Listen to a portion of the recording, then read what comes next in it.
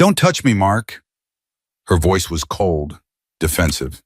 The living room felt smaller than ever, the walls closing in on us both. My name is Mark Donovan. I've spent my career putting away criminals and seeing the worst humanity has to offer. But nothing prepared me for what happened in my own home. Linda, you're teaching him the worst thing, impunity. I kept my voice level despite the rage building inside me. 20 years as a detective had taught me to control my emotions, but this was testing every ounce of that control. I know what's best for my son. She emphasized the word my like a dagger to my chest. 3 years of marriage erased in a single word. I left without saying another word. She called after me, begging me to understand, but it was already too late. The damage was done. Not just to us, but to Jamie, her 16-year-old son, who was learning all the wrong lessons about life. It started 3 weeks ago. A routine Tuesday evening turned into the beginning of the end when I got a call from Bill Peterson, the owner of Peterson's Electronics on Maple Street. Detective Donovan, I've got something you might want to see. His voice sounded apologetic, uncomfortable. I drove to the store after my shift, expecting some lead on a case I was working. What I found instead was security footage of Jamie and 2 other boys I didn't recognize, pocketing merchandise worth nearly $800. I recognized him as your stepson from the community barbecue last summer, Bill explained. Thought you'd want to handle this personally before I file an official report. The footage was clear as day. Jamie was laughing, looking directly at the camera before swiping a pair of expensive headphones. Not the actions of someone who didn't know what they were doing. Not a mistake, a deliberate choice. I appreciate the courtesy, Bill. I watched the footage 3 times, each viewing cementing the sinking feeling in my stomach. Can I get a copy of this? Bill nodded, his eyes sympathetic. For what it's worth, I'm sorry, kids do stupid things. Yeah, they do, but they need to learn there are consequences. When I pulled into our driveway in the suburbs of Boston, the house looked like any other on the block. 2-story colonial, neatly trimmed lawn, Linda's flower beds just starting to bloom with the first signs of spring, the perfect facade hiding the imperfections within. Linda was in the kitchen preparing dinner, her dark hair pulled back in a ponytail, wearing the blue blouse she often wore to teach her AP English classes at Westfield Academy, one of the most prestigious private schools in the state. You're late, she said, not looking up from the vegetables she was chopping. Dinner's in 20. We need to talk, I said, placing my keys on the counter. Where's Jamie? Upstairs, doing homework. She finally looked up, registering my expression. What's wrong? Let's call him down. Jamie appeared at the bottom of the stairs a few minutes later, lanky frame in basketball shorts and a hoodie, headphones around his neck. The irony wasn't lost on me. What's up? He asked, a hint of defiance in his voice that hadn't been there 6 months ago. I placed my laptop on the dining room table and opened the video file. Want to explain this? The color drained from his face as the footage played. Linda moved closer, her hand going to her mouth. It's not what it looks like, Jamie started, but I cut him off. It's exactly what it looks like. You stealing from Peterson's with your friends. What I want to know is why and what you plan to do about it. Mark, maybe we should discuss this privately first, Linda interjected, placing a protective hand on Jamie's shoulder. No, Linda, this isn't something to discuss behind closed doors. Jamie made a choice, and now he needs to face it. I turned back to him. Bill Peterson came to me as a courtesy, but he has every right to press charges. Charges? Linda's voice rose an octave. Mark, he's 16. It was just a stupid mistake. A mistake is accidentally taking something. This was deliberate theft. Those guys dared me, Jamie mumbled. It wasn't my idea. And that makes it okay? I asked, my disappointment evident. Who are these boys anyway? I haven't seen them before. Jamie shrugged, not meeting my eyes. Just some guys from school. Names, Jamie, I pressed. Tyler Walcott and Damian Reynolds, he admitted reluctantly. I recognized the names. Tyler's father was a state senator, and the Reynolds family owned half the real estate in downtown Boston, typical rich kids who thought rules didn't apply to them. Here's what's going to happen, I said, closing my laptop. Tomorrow you're going to go to Peterson's with me. You're going to return what you took, apologize to Bill, and work out a way to pay for anything that can't be returned. Then you're going to stay away from those two. You can't tell me who my friends are, Jamie protested. Friends don't push friends to commit crimes, I countered. Linda had been unusually quiet, her face a mask of concern. Mark, can I speak with you? Privately? We moved to the kitchen, leaving Jamie fidgeting nervously in the dining room. You can't do this, she whispered urgently once we were alone. Do you have any idea who those boys' parents are? They're on the school board. They donate millions to Westfield. What does that have to do with anything? Everything. If this gets out, if Jamie gets in trouble and those boys are implicated, I could lose my job. Her eyes darted nervously to the dining room. The Walcotts just endowed a new science wing. The headmaster practically bows when Senator Walcott walks in the room. I couldn't believe what I was hearing. So because these kids have rich, powerful parents, they get to steal without consequences?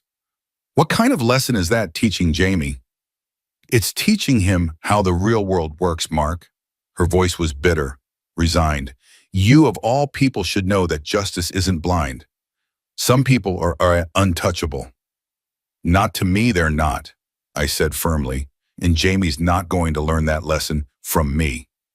You're not his father, the words exploded from her, hanging in the air between us like shrapnel. I stepped back, feeling the impact. No, I'm not, but I've been more of a father to him these past 3 years than Rick ever was, and a father teaches his son right from wrong. Rick sends checks, she said defensively. He provides. Money isn't parenting, Linda. Being there is parenting. Teaching values is parenting. She crossed her arms, her expression hardening. I've raised him for 16 years. I think I know what's best for my son. What's best is teaching him to take responsibility for his actions. What's best is protecting his future. Her voice rose. One mistake shouldn't ruin his life. He's applying to colleges next year. He can't have this on his record. It's a first offense. He's a minor. If he makes it right, there won't be any record. She shook her head, not listening. I can't take that chance. I should have seen it then, the determination in her eyes, the calculation. But I was too focused on doing what I thought was right for Jamie. I didn't realize Linda had already made up her mind to handle things her way. The next morning, I had an early call and had to leave before I could take Jamie to the store as planned. I told him to be ready when I got home, that we'd go together that evening. He nodded, subdued, avoiding my eyes. When I returned home that night, Linda met me at the door, a triumphant smile on her face. It's all taken care of, she announced. What do you mean? The Peterson situation, it's handled. A cold feeling settled in my stomach. What did you do? I called David Russo. David was a lieutenant in my precinct, someone I'd worked with for years. He was also a regular at Westfield Academy fundraisers since his daughter attended the school. You went behind my back to one of my colleagues? The betrayal stung. David was very understanding. He spoke to Bill Peterson, explained that Jamie is a good kid who made a mistake. Bill agreed not to pursue it. That's not handling it, Linda. That's sweeping it under the rug. She rolled her eyes. Don't be so dramatic. David said this happens all the time. Kids make mistakes. The store got their merchandise back. No harm, no foul. Did Jamie go and apologize? No need. David took care of everything. She smiled, clearly pleased with herself. Jamie's upstairs doing homework. Crisis averted. I climbed the stairs slowly, trying to process what had happened. Jamie's door was closed. I knocked. Yeah? His voice was muffled. I found him at his desk, headphones on, the same expensive ones he had stolen, with a history textbook open in front of him. Your mom says Lieutenant Russo took care of everything at Peterson's. He nodded, looking relieved. Yeah, Mom said it's all good now. No big deal. It is a big deal, Jamie. You stole something. He shrugged. But it's fixed now. Mom's friend made it go away. That's not how this works. That's not how life works. Seems like it does, he countered, a new confidence in his voice that I didn't like. Mom says people like us look out for each other. People like us? I repeated, confused. You know, people with connections. Mom says that's why it's important to know the right people. I felt sick. Jamie, that's not a lesson you should be learning. Whatever. He turned back to his book, dismissing me. Mom says I don't have to worry about it anymore. I closed his door and stood in the hallway, leaning against the wall. This wasn't just about a stolen pair of headphones anymore. This was about fundamental values, about the kind of man Jamie would become.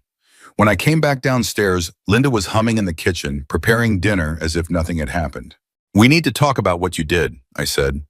"What I did was protect our family," she replied without turning around. "You should be thanking me." "Thanking you? For teaching Jamie that he can break the law and get away with it if he knows the right people?" She turned to face me, exasperation written across her features. "God, Mark, you're so black and white about everything. The world has gray areas. Jamie's a teenager. Teenagers make mistakes. Yes, and they need to learn from them. By going to David, you taught Jamie that there are no consequences for his actions. I taught him that family protects each other," she countered, "something you apparently don't understand. Family doesn't protect each other from consequences. Family helps each other become better people." She laughed, a sharp, dismissive sound. "Save the moralizing for your work, detective. This is real life." The situation came to a head a week later when I received a call from Principal Matthews at Westfield Academy. "Detective Donovan, I was hoping to speak with you about Jamie." My heart sank. "What's happened?" "There's been an incident involving Jamie and two other students. We found alcohol and some prescription medication in their lockers during a random check. As per school policy, I'm required to notify the parents and, in the case of controlled substances, the authorities." I gripped the phone tighter. "What medication?" "Adderall and OxyContin, quite a significant amount actually." My mind raced. Adderall was commonly abused as a study drug at prestigious schools like Westfield, where academic pressure was intense, but OxyContin was another level entirely. "I understand Linda has already been notified?" I asked. There was a pause on the line. "Yes, Mrs. Donovan came in about an hour ago. She asked that we handle this internally, given her position at the school." "And what did you tell her?" "That while I sympathize with her situation, the school has clear policies about controlled substances. However, he trailed off. "However," I prompted. "The other two boys involved are Tyler Walcott and Damian Reynolds. Their parents have requested a private meeting with the board before any further action is taken." Of course they had. The untouchables. "I see, and Jamie?" "He's been suspended pending the board's decision. The other parents have suggested that perhaps the boys were unaware of what was in their lockers, that someone else might have planted the items." "Do you believe that?" I asked bluntly. Principal Matthews sighed. "What I believe is less relevant than what can be proven, detective." "And what does Jamie say?" "He's following the lead of the other boys, denying any knowledge."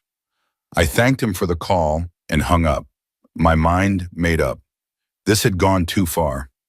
Linda was teaching Jamie not just that actions didn't have consequences, but that lying was an acceptable way to avoid those consequences.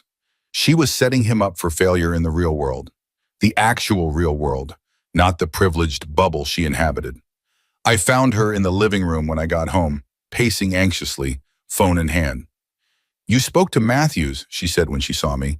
It wasn't a question. "You should have called me immediately," I replied. "Pills, Linda. This is serious." "It's not what you think. The boys are being set up." "By whom exactly?" "I don't know, but Jamie swears he had nothing to do with it." "And you believe him? After the stealing? After all the lying?" Her face flushed with anger. "Yes, I believe my son. Why don't you?" "Because all evidence points to the contrary. Because you've taught him that lying works." "You're supposed to be on our side," she shouted. "You're a cop, for God's sake. You know how to make things go away." And there it was, the real reason she had married me. Not because of love, not because of our shared values, but because she thought my badge was a get-out-of-jail-free card for her son. "That's not what my job is about," I said quietly. "That's not what I'm about." "Then what good are you?" The words were razor sharp, meant to wound. "Where is Jamie now?" "In his room, grounded." I headed for the stairs. "I need to talk to him." "No," she grabbed my arm. "You'll just make things worse. I have a plan." "Another plan to make this go away? To call in more favors? To teach Jamie that he can do whatever he wants without consequences?" It was one mistake, she insisted. No, Linda, the stealing was one mistake. This is another, more serious one.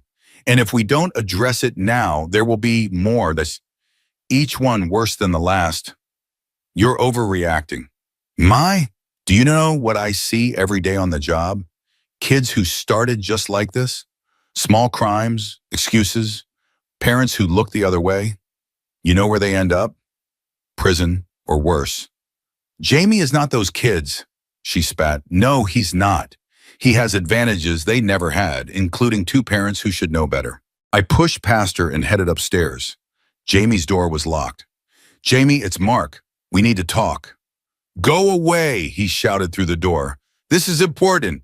Open up. Mom said I don't have to talk to you. I glanced back at Linda, who had followed me up the stairs. Is that true? Did you tell him he doesn't have to talk to me? She looked away. Confirmation enough. Jamie was, I called through the door. Whatever your mom has told you, whatever plan she has, it's not going to work this time. This is serious. Possession of OxyContin is a felony.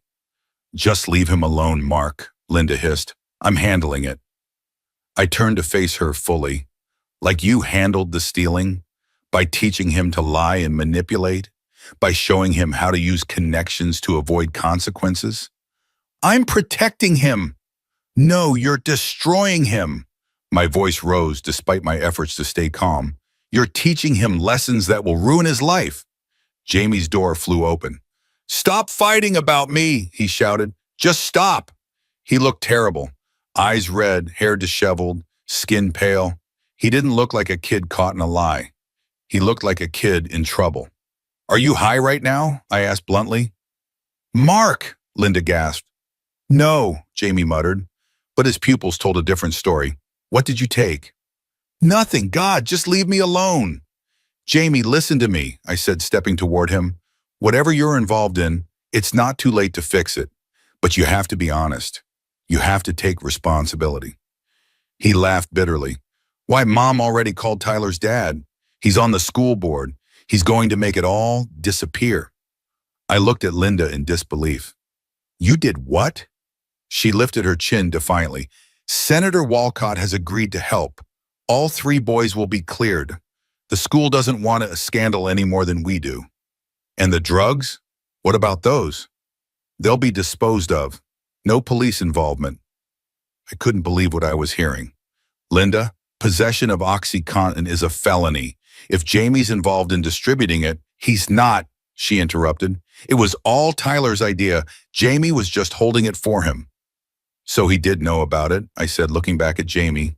You lied to the principal. Jamie looked away, guilt written across his face. Even if that's true, I continued, being in possession of someone else's drugs is still a crime, and lying to the authorities makes it worse. No one has to know, Linda insisted. Senator Walcott has it under control. This isn't about control. It's about Jamie learning right from wrong. Right and wrong, Jamie scoffed. Tyler's dad is a senator, and he gets high all the time. Damien's brother deals to half the school, and his parents bought the lacrosse team new uniforms. Nobody cares about right and wrong, Mark. They care about not getting caught. The defeat in his voice hit me harder than anything else. This was what Linda's protection had taught him. Not that actions had consequences, but that consequences were only for people without money or connections. That's not true, Jamie, I said softly. I care, and deep down, I think you do too. He shook his head, retreating back into his room. Whatever. Linda stepped between us, physically blocking me from following him. You've done enough damage. Just go. I'm trying to help him. By what? Getting him arrested? Ruining his future? By teaching him values that will prevent him from ruining his own future. Your values, she sneered. Your rigid, unrealistic, black and white values. As opposed to your the end justifies the means approach? Your rules don't apply to us mentality? Yes, because that's how the world works, Mark. That's how people succeed. That's not success, that's corruption. She laughed in my face. Says the cop who makes what, $80,000 a year, while Tyler's father makes that in a day? Is that what this is about? Money? It's about giving Jamie every advantage, every opportunity, even if it means turning him into someone with no moral compass, someone who thinks laws don't apply to him. Laws are for people who don't know any better, she said dismissively. I stared at her, truly seeing her for the first time. Do you even hear yourself? Do you understand what you're teaching him? I'm teaching him how to survive in the real world. No, you're teaching him how to become someone who will eventually self-destruct, because that's what happens when people think they're above the rules, Linda. It might take years, but eventually it catches up to them. You don't know that. I've seen it every day for 20 years. We stood there in the hallway at an impasse. Two people who thought they were doing what was best for Jamie with fundamentally different ideas of what best meant. I won't let you ruin his life, she said finally. And I won't help you ruin his character, I replied. I went downstairs, my mind racing. This wasn't just about Jamie anymore. Linda had crossed a line, using her connections to obstruct justice, to cover up a potential felony. As a police officer, I had a duty to report it. As Jamie's stepfather, I had a duty to protect him. Those two obligations were now in direct conflict. Linda followed me down. What are you going to do, Diana? She demanded. I don't know yet. You can't report this. You'd be betraying your own family. This isn't about betrayal, Linda. It's about doing what's right. If you love me, if you love Jamie, you'll let this go. I turned to face her. If you loved Jamie, really loved him, you'd help him face this the right way. The right way, she repeated incredulously. You mean your way. I mean the honest way, the way that teaches him to be a man of integrity. Integrity doesn't get you into Harvard, she spat. Is that what this is about? Harvard? Among other things, Jamie has a future, Mark. A bright one. I won't let one mistake derail that. This isn't one mistake, it's a pattern, and your enabling is making it worse. She stepped closer, her voice dropping to a dangerous whisper.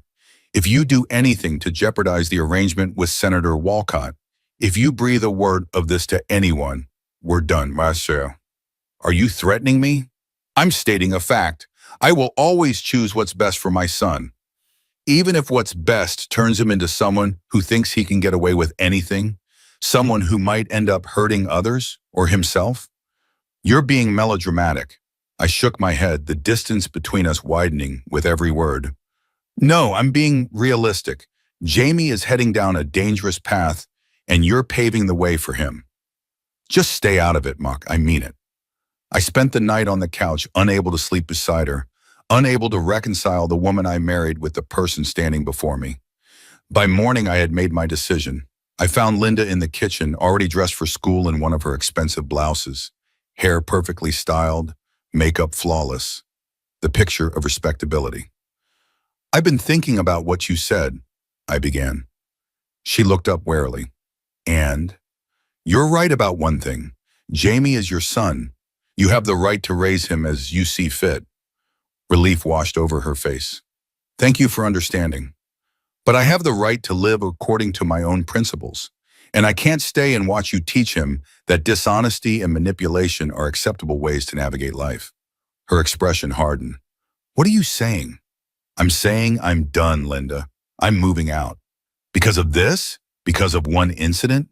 Because of what this reveals about who you are, about who we are together. This isn't the marriage I thought I had. So you're abandoning us? Anger flashed in her eyes. Running away when things get tough? No, I'm refusing to participate in something I believe is wrong. There's a difference. And what about Jamie? You're just going to walk away from him too? The question hit me like a physical blow. I cared about Jamie. Despite our recent conflicts, despite the fact that he wasn't my biological son, I had grown to love him. Walking away felt like failure.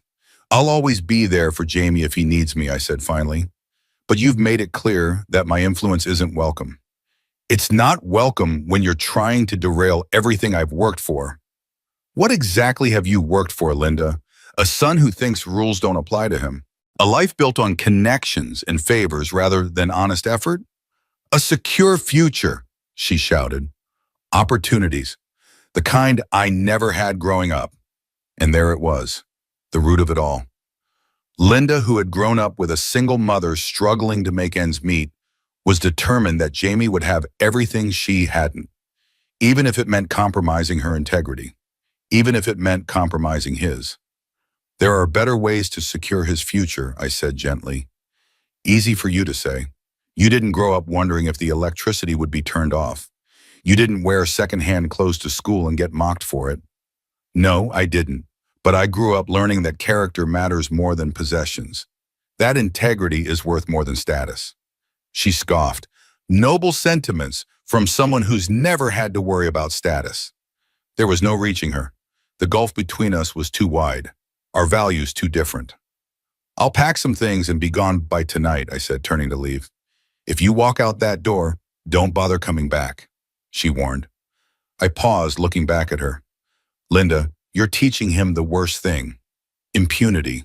The belief that he can do whatever he wants without consequences. She crossed her arms defiantly.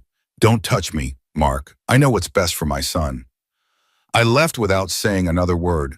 She called after me, suddenly realizing I was serious, begging me to reconsider, to understand her position. But it was already too late. The damage was done. To our marriage, to my trust in her, and most importantly, to Jamie's understanding of right and wrong. I moved into a small apartment across town that weekend, filed for a transfer to the juvenile division on Monday. Captain Wallace didn't ask too many questions. Maybe he sensed my need for a fresh start, for something meaningful to counterbalance what I saw as my failure with Jamie. Linda filed for divorce 2 weeks later. I didn't contest anything. All I asked for was the opportunity to maintain some relationship with Jamie, which Linda grudgingly agreed to, probably more to maintain appearances than out of any belief it would benefit him. Jamie refused to see me at first, wouldn't answer my calls or texts. Linda had poisoned the well, painting me as rigid, unforgiving, a man who abandoned his family over a minor disagreement. My first few months in juvenile were eye-opening. I worked with kids who had none of Jamie's advantages, kids from broken homes, poverty, abuse, kids who turned to crime because they saw no other options, kids who needed someone to believe in them, to show them another path. I developed a program, informal at first, taking the most promising juvenile offenders under my wing, teaching them, mentoring them, showing them possibilities they'd never considered. It gave me purpose during those dark months when the failure of my marriage weighed heavily on me. I didn't hear much from Linda. Occasional updates about Jamie when absolutely necessary, always formal, cold. She had gotten what she wanted. Senator Walcott had indeed made the drug incident disappear. Jamie and the other boys returned to school after a 2-week suspension, their records clean. The first hint that all was not well came about 6 months after I moved out. A call from David Russo, the lieutenant Linda had used to make Jamie's shoplifting go away. Mark, I thought you should know. Jamie was picked up last night, drunk driving. My heart sank. Anyone hurt? No, thankfully. He clipped a parked car. Officer recognized the name, called me instead of booking him. Let me guess, you called Linda. She asked me to keep it quiet, said the boy's been going through a rough time since you left. The implication was clear. This was somehow my fault. Because I hadn't stayed, Jamie was acting out. What did you do? I asked. David hesitated. I let him go with a warning, for old time's sake. Another lesson in impunity, another confirmation for Jamie that consequences were for other people. Thanks for letting me know, I said, trying to keep the disappointment out of my voice. Mark, he added before hanging up, the kid was pretty shaken up. Might be a good time to reach out. I tried, called Jamie that night, offered to meet, to talk. He agreed, surprising me. We met at a diner the next day. He looked terrible, thinner, with dark circles under his eyes. The confident, sometimes arrogant teenager was gone, replaced by someone jittery, nervous. Mom doesn't know I'm here, he said after ordering a coffee. She'd freak. I'm glad you came anyway. He fidgeted with the sugar packets. Lieutenant Russo said he called you, about the car. He did. Are you going to lecture me? I shook my head. No, I just wanted to see you, make sure you're okay. He laughed, a hollow sound. I'm great, just great. Jamie, what's going on? The drinking, the driving. Mom says I'm acting out because of the divorce. That's what her therapist says too. And what do you say?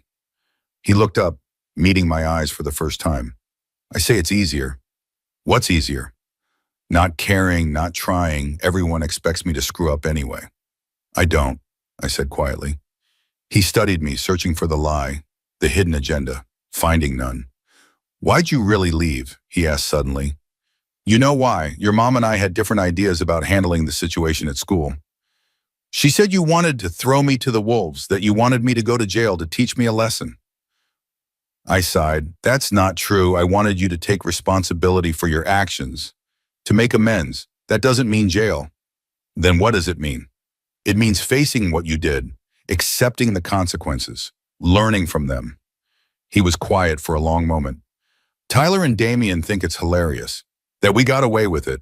They're already planning more stuff. Alarm bells rang in my head. What kind of stuff? He shrugged. Just stuff, pranks, whatever. Jamie, those guys aren't your friends. They're using you. Using me for what?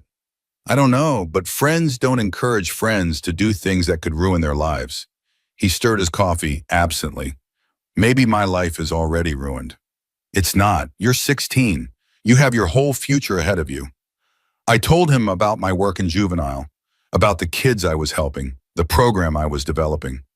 I saw a flicker of interest, quickly suppressed. Sounds boring, he said, but there was no conviction behind it. It's not. It's the most meaningful work I've ever done. We talked for nearly 2 hours. Nothing groundbreaking, but it was a start, a small crack in the wall between us. I should go, he said finally. Mom will be wondering where I am. Can we do this again? I asked. Maybe next week? He hesitated, then nodded. Yeah, maybe. He didn't show for our next planned meeting, or the one after that.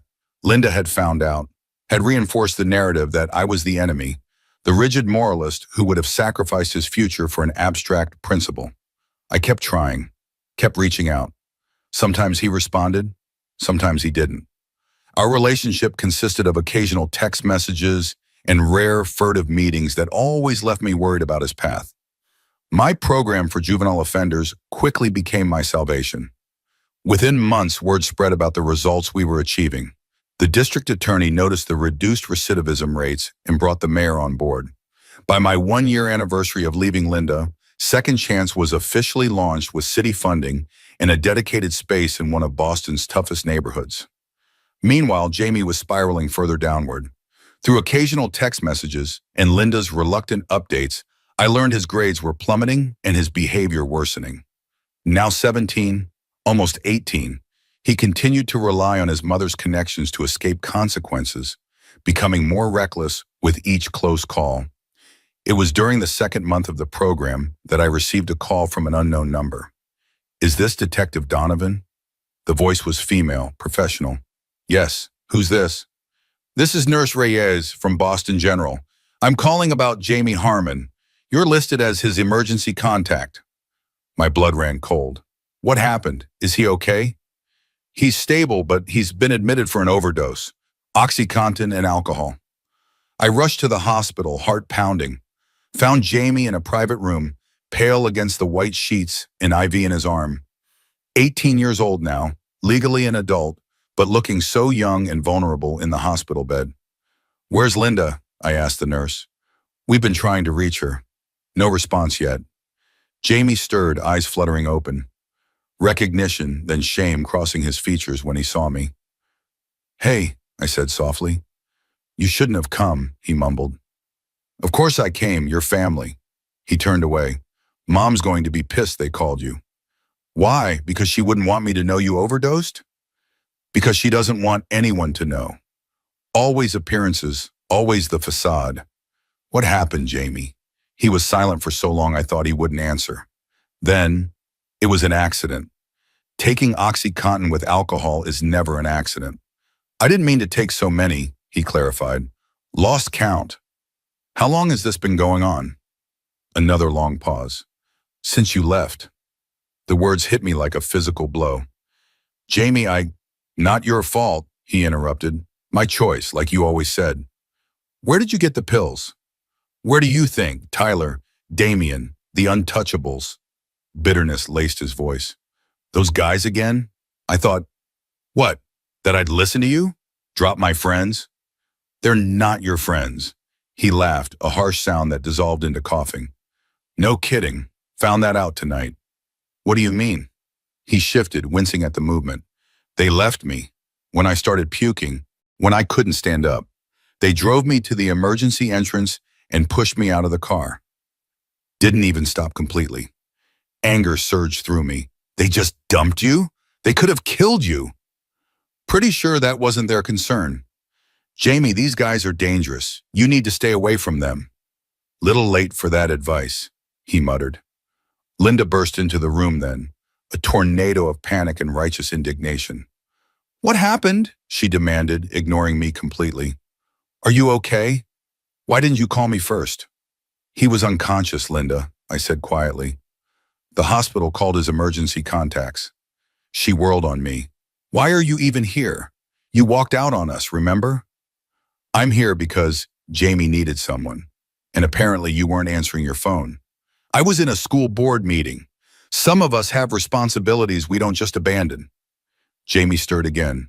Mom, please, not now. She turned back to him, smoothing his hair with frantic affection. What happened, baby? The nurse said something about an overdose? It was an accident, he repeated the lie.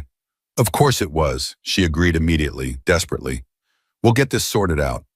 Dr. Phillips can recommend a good treatment facility, very discreet.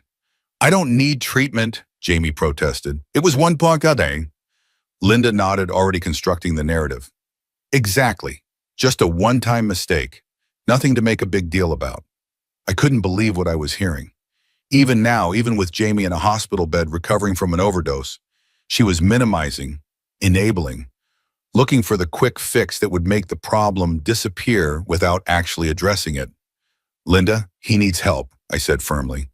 She glared at me. I am helping him. I'm making sure this doesn't ruin his life. This isn't about his reputation. It's about his life, his actual physical life that he nearly lost tonight. Keep your voice down, she hissed. Someone might hear you. I don't care who hears me. Jamie overdosed on OxyContin, the same drug he got caught with 2 years ago. The same drug you helped him avoid consequences for. And now he's in the hospital because you taught him that problems can be swept under the rug instead of faced head on. Her face flushed with anger. How dare you? How dare you come in here and blame me for this? I'm not blaming you for his choices. I'm blaming you for teaching him that choices don't have consequences. Get out, she seethed. Get out of this room. Get out of our lives. You have no right to be here. I looked at Jamie, who was watching our exchange with dull eyes. Jamie, I want to help. Your program is for criminals, Linda interrupted. Jamie is not a criminal. He's a good kid who made a mistake. My program is for people who need a second chance, who need to learn that actions have consequences, but also that mistakes don't define them. He doesn't need your help, Linda insisted. We have resources, connections. The same connections that have enabled his behavior for years, that have taught him he's untouchable? Look where that's gotten him. Jamie's voice, weak but determined, cut through our argument. Stop it. Both of you, just stop. We fell silent, looking at him. I'm tired, he said. So tired of all of it. Of being the rope in your tug of war. Of trying to be what everyone wants. Jamie, we just want what's best for you, Linda began. No, you want what's best for your image, he countered, for your reputation at school. You don't care what happens to me as long as no one finds out. That's not true. I love you. You love the idea of me, the perfect son with the perfect future, the Harvard graduate, the success story you can brag about. She recoiled as if slapped. How can you say that? After everything I've done for you? What have you done for me, Mom? Really? Made my problems disappear? Taught me to lie, to manipulate? Is that love? I protected you. From what? From learning? From growing up? He turned to me. And you just left. When things got hard, you walked away. The accusation stung because there was truth in it. I had left, had told myself it was a matter of principle, but I had abandoned a child who needed guidance, who needed a counterbalance to Linda's influence. You're right, I admitted. I should have tried harder. Should have found a way to stay in your life, even if it meant fighting your mom every step of the way. It wouldn't have mattered, he said tiredly. I wouldn't have listened. Maybe not, but at least you would have known someone cared enough to try. Linda had gone very still, her face a mask of hurt and confusion. For the first time, perhaps, she was hearing how her actions had been perceived by the son she thought she was protecting. Jamie, she said softly, everything I did because I love you, because I wanted to give you the opportunities I never had. I know, he replied. But maybe I needed something else. Maybe I needed someone to tell me no, to hold me accountable. The admission seemed to physically pain Linda. She'd spent years believing her approach was right, was best for Jamie. To hear him say otherwise shook her to her core. What happens now? She asked, looking lost. Now, I said, Jamie gets help, real help. Not the kind that makes problems disappear, but the kind that helps him face them. My program, Jamie said, surprising us both. What? Your program, Second Chance. I want in. Linda started to protest, but Jamie cut her off. Mom, I'm 18. This is my choice. I nearly died tonight because I've spent years believing I could do whatever I wanted without consequences. I need to learn otherwise before it's too late. She looked from Jamie to me, defeat written across her features. Fine, if that's what you want. Jamie joined Second Chance after being discharged from the hospital. He was our first voluntary participant, the only one not ordered into the program by a judge. He struggled, resisted, tested boundaries. Years of Linda's enabling had left deep marks, but slowly, steadily, he began to change. To understand that actions had consequences, but also that making amends was possible. That integrity mattered more than appearances. Linda fought it every step of the way at first, tried to pull strings, to make exceptions for Jamie, to smooth his path through the program. It took time for her to understand that her help was hurting him, that the best thing she could do was step back and let him experience the natural consequences of his choices. The real test came 6 months into Jamie's time with Second Chance. A police investigation into drug dealing at Westfield Academy, prompted by another student's overdose, led back to Tyler and Damien, and to Jamie's involvement before his own overdose. The detective handling the case, an old colleague of mine, came to me first. Jamie's name keeps coming up. He was part of their operation for at least a year. I know, I said. Jamie had admitted as much during his time in the program. With his record expunged from the earlier incident, he's looking at serious charges, first offense technically. What are you saying? I'm saying I could look the other way for a colleague, for a kid who's clearly turning his life around.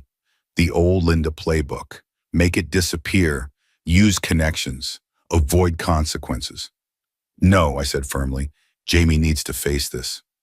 You sure he could go to prison, Mark? I'm sure he's been doing the work, making amends, taking responsibility. This is part of that process. I broke the news to Jamie myself, watched the fear, then resignation, then determination cross his face. I knew this might happen someday, he said, that the past would catch up. It usually does. What should I do? What do you think you should do? He considered the question seriously. Cooperate, tell the truth, accept the consequences. Pride swelled in my chest. That's right. Will it help that I've been clean, that I'm in your program? It might, but I can't promise anything. He nodded, accepting the uncertainty. I understand. Linda was a different story. When she heard about the investigation, she reverted to old patterns, calling in favors, trying to make the problem disappear. I can't let this happen, she shouted when I confronted her. Everything I've worked for, everything I've protected him from. That's the problem, Linda. You've been protecting him from the natural consequences of his actions, and it nearly killed him. Prison won't help him. Maybe not, but neither will teaching him that he can escape accountability through connections and manipulation. Easy for you to say. You're not his real father. No, I'm not, but I care about the man he's becoming. Do you? The question stopped her cold.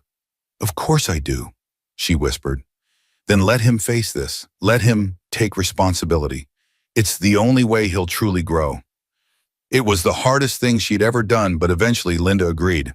Jamie cooperated fully with the investigation, providing testimony against Tyler and Damien in exchange for a reduced sentence. He was given probation and community service, allowed to continue with Second Chance as part of his rehabilitation. Tyler and Damien weren't so lucky. With multiple offenses and no cooperation, they faced serious charges. Their parents' connections couldn't save them this time. The case had attracted too much attention. The evidence was too damning. Jamie's testimony was crucial to the prosecution. Standing up in court, telling the truth about their operation, was the bravest thing he had ever done, especially knowing he was burning bridges with the powerful families who had once shielded him. The fallout was severe. Linda lost her job at Westfield when it came out that she had helped cover up the earlier drug incident. Senator Walcott, desperate to distance himself from the scandal, publicly condemned her actions, claiming he had been misled about the severity of this situation. The Boston society that had once embraced her now shunned her. The connections she had cultivated, the status she had worked so hard to achieve, evaporated overnight. She was left with nothing but the truth she had spent years avoiding. I found her sitting on a bench outside the courthouse after Jamie's testimony, looking shell-shocked. "It's over," she said when she saw me. "Everything I built, everything I worked for." "Not everything," I corrected, sitting beside her. "You still have Jamie. He hates me. He doesn't hate you. He's angry, confused, trying to make sense of everything. But he loves you. I've lost everything else, my job, my reputation. Those things can be rebuilt on a stronger foundation this time." She looked at me, tears in her eyes. "I was wrong, wasn't I, about all of it?" I sighed. "You wanted to protect him, to give him advantages you never had. That's not wrong, but the way you went about it, yes, that was wrong. I thought I was doing what was best for him." "I know, we both did. We just had very different ideas of what best meant." Jamie completed the Second Chance program and became one of our peer mentors, working with new participants, sharing his story, showing them that change is possible. He enrolled in community college, studying social work. He wanted to help kids like himself, kids who needed guidance, boundaries, someone who believed in them. Linda found a job teaching English at a public school in a working-class neighborhood. Without her prestigious connections, she had to rely on her actual teaching skills, which turned out to be considerable when not obscured by social climbing.